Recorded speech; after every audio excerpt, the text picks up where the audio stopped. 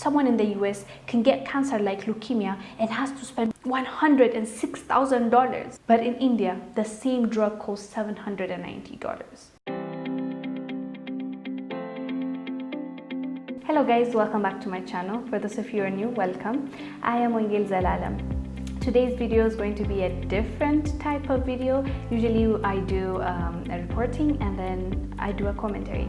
But today I just wanted us to discuss something some other country is doing, and I would like us to learn from that and hopefully improve our continent. So let's start. You might have heard the term pharmacy of the developing world while describing India.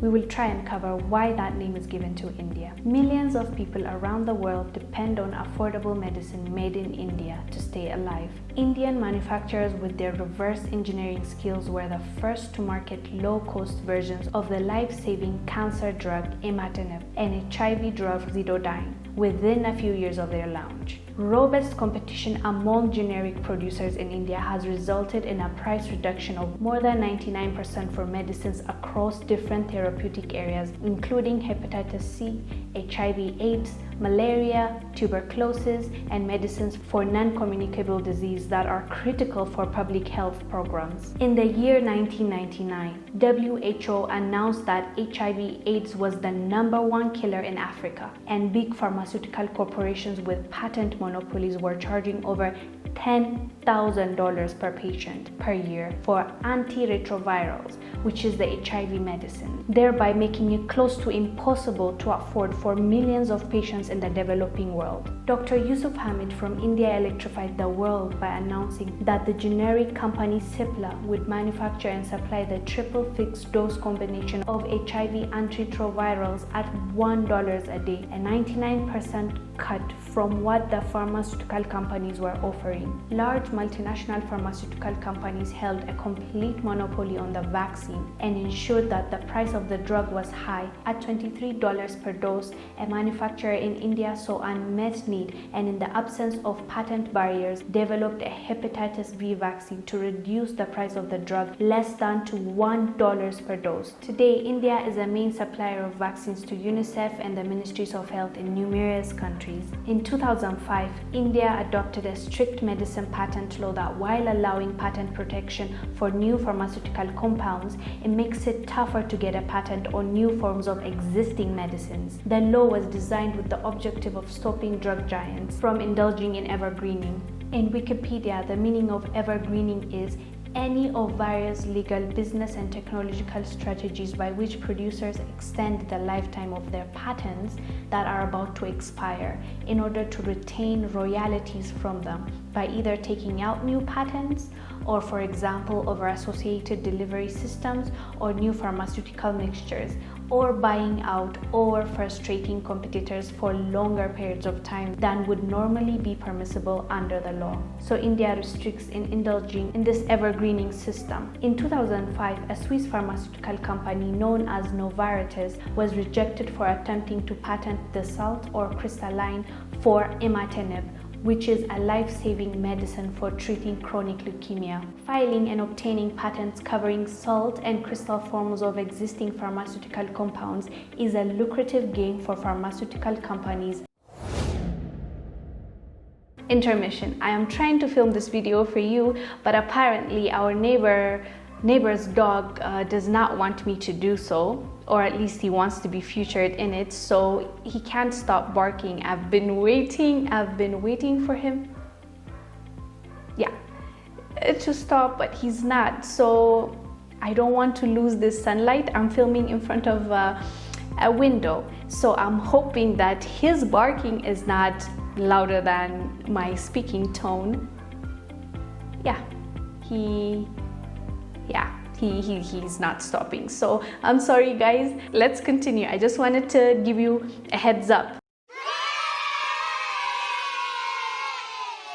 In 2005, a Swiss pharmaceutical company known as Novartis was rejected for attempting to patent the salt or crystalline for imatinib, which is a life-saving medicine for treating chronic leukemia. Filing and obtaining patents covering salt and crystal forms of existing pharmaceutical compounds is a lucrative game for pharmaceutical companies, and Novartis tried to do the same in India but failed due to public safeguards in the patent law. As a result, the drug imatinib, produced generically, costs $790 per patient per year in India, compared to $106,322 per patient per year in the US. The prices of medicine in the United States are one of the highest in the world because of US laws and policies blindly favoring pharmaceutical companies over generic competition. In contrast, in India's stricter patentability criteria, the US allows the practice of evergreening that helps generic competition and keeps prices high.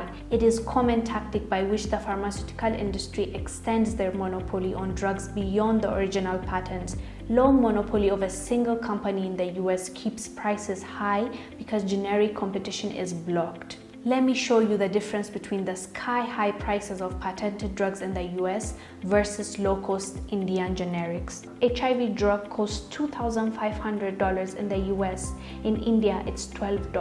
Hepatitis C drug costs $49,000 in the US. In India, it costs $151. Chronic leukemia drug costs $8,860 in the US. It costs $66 in India. Lung cancer drug in US costs $6,658. In India, it costs $161. Kidney and liver cancer drug costs $11,595 in the US. In India, it costs $111. TB drug in US costs $9,233. In India, it costs $30. Asthma medicine in the US costs $300, but in India, it costs $4. Hepatitis B drug in the US costs $1,259. In India, it costs only $35. So the difference, as you can see, is huge. US pharmaceutical companies complain about Indian generic drugs. They actually call them pirates because they sell the products for cheaper than the patented companies. Annual world sales of drugs amount to about $400 billion,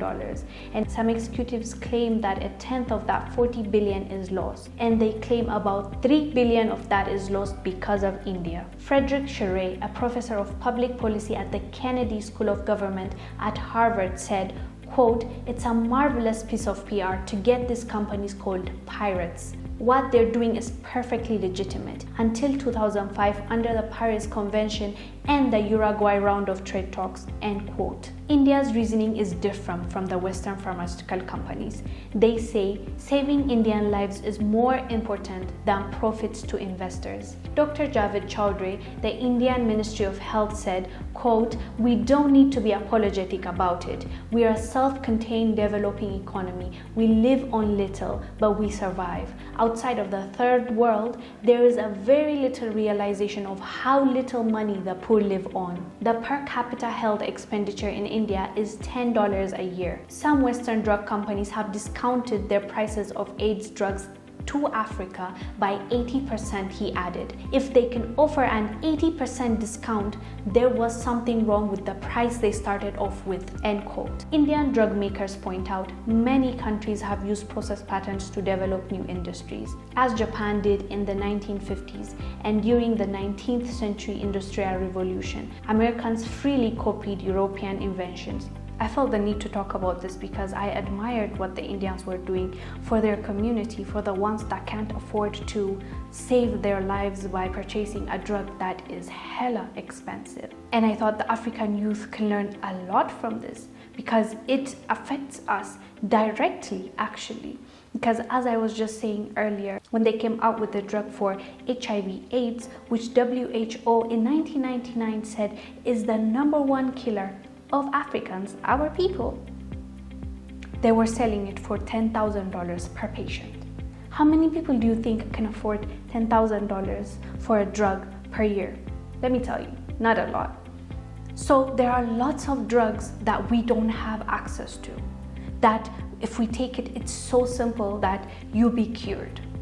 But we don't have the access because it's extremely expensive.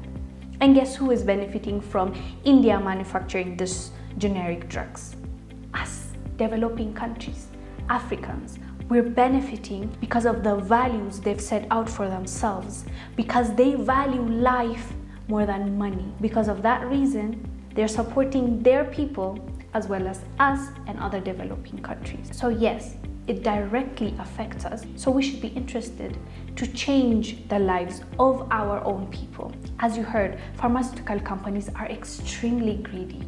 They rather see millions of people die than sell their products for little profit. They want to maximize their profit as much as it's possible. Because as I said, let's take one example. They used to sell the drug for $10,000 for HIV/AIDS, knowing damn well that most people can't afford it, and they were like, that's not our problem.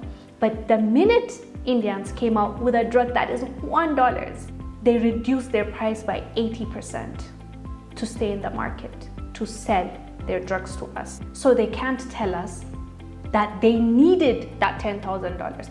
How can Indians afford to reverse engineer it and sell that drug for $1? And they're tarnishing the names of these Indian companies by calling them pirates. The companies they say are pirates, they say the drugs are counterfeits. But as the professor of Harvard said, this is a PR stunt, this is a PR move to create a perception in people's minds that these drugs that the Indians are manufacturing is actually a bad one, a counterfeit one. They're just stealing and it's not the same drug as theirs. That's simply not true.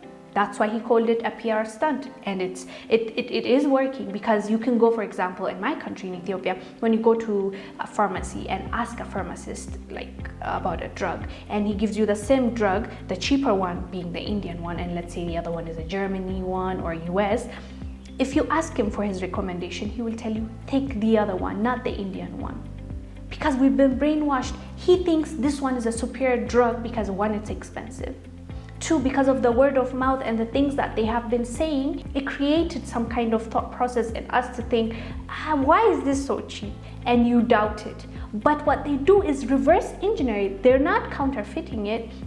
Basically what reverse engineering is, you have the product, right, the drug. They take that drug and trace back to how it was made, what kind of components it has, so they're able to duplicate the same thing that was made. So that's how the reverse engineering works. They take that product, see what's in it, and duplicate it. That doesn't mean that theirs is inferior or the patented pharmaceutical companies' drugs are superior. It's just those ones came up with this, so they got to patent it, so they have the rights to sell it anywhere else, like the US. As I said, US encourages evergreening. So that is why a lot of things, a lot of drugs are expensive, because they see those generic products as fake. They don't want to acknowledge them as drugs, so the only things that they want to sell is the ones that are only made by their US pharmaceutical giants, billion-dollar businesses. That's all they care about. So that is why, as we see, US drugs are way more expensive than India. Someone in the US can get cancer like leukemia and has to spend $106,000. But in India, the same drug costs $790. So you can't tell me what the Indians are doing is not noble. This made me wish for our very own African company that can do this. Imagine having our own scientists, backed by our own investors, backed by our own governments, supporting this industry. How amazing does that sound? No more worrying if the vaccines they're sending us are tainted. No more worrying if we're going to afford it or not. No more worrying the ulterior motive of that company. And no more supporting those pharmaceutical giants that can care less about our lives. I pray that our youth can make it happen. And I see nothing wrong in aspiring for a better future for our people. The Indians showed us it can be done. We just have to have the mindset, the value and the principles, the will to do it. And as they say, where there is will, there's a way. So that's my prayer for Africa. I just felt the need to talk about this because I believe it's really important, and it affects us directly as Africans, as developing countries, and as people that can't afford the drugs that are in the market right now. And thanks for the Indian companies, our people are able to get those drugs. And now my prayer is we get to do those things for our own people and change our lives for the better. Thank you guys for watching. I want to hear your thoughts on this topic. Do let me know down below what your thoughts are. And also, if you liked this video, give it a thumbs up. And if you know somebody that might be interested in this topic, share this video. I will see you on the next one. Stay blessed. Bye.